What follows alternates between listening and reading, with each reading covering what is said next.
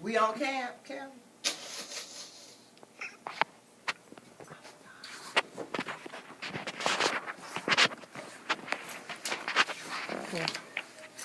Alright, ladies, my speech is about where I'm basically persuading you guys to wear their seatbelts.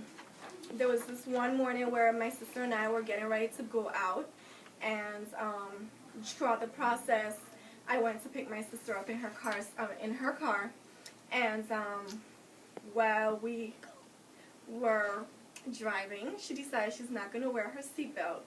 And why not wear her seatbelt, even though she thought it was just a 10-minute drive? She thought that it was okay not to wear her seatbelt during that process. While driving, we came to a stop at a stoplight, and we ended up, while we were coming from the, leaving from the red light, well, sorry, the green light. My sister did not have on a seatbelt, and a car came out of an intersection and ended up hitting us, and she ended up in a hospital. The car was totaled. With that being said, according to the Motor Vehicle Association, there's almost 3 million Americans that are injured in auto accidents annually. In addition to that, 50,000 are killed each year. This number is equivalent to 747 jumbo jet crashing each year. And not only here, it also happens not just in the US of A, but it also happens in other countries as well. So this is just the rating here in the USA. Some of the leading accidents that causes accidents are drunk driving, texting while you're driving, and it happens usually in kids that are in high school or college grads. And that's because majority of the time on the weekends and so forth, they're partying, or you know, even in a dorm room and stuff, they end up just going out and just getting into accidents. With that being said, according to the Department of Transportation, 15,000 lives could be saved if every driver fastened their seatbelts, along with kids and so forth.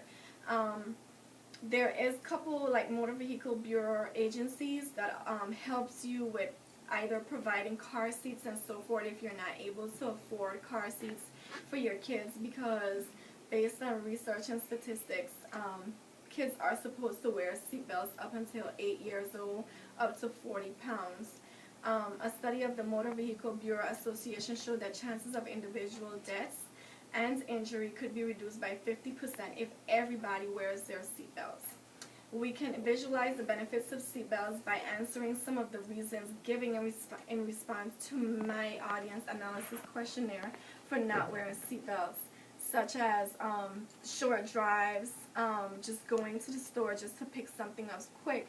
But what we don't realize is that just taking a drive to the store alone, that alone would cause you to get into an accident, not necessarily maybe your fault, but the fault of the other driver.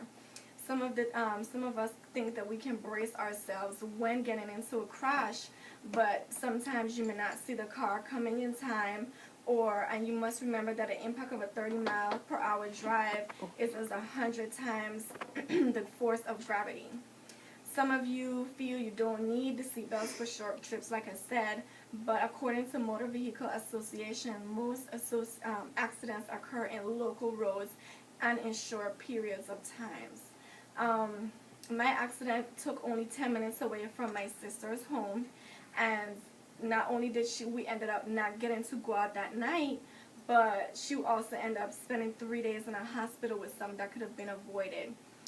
We also need to remember that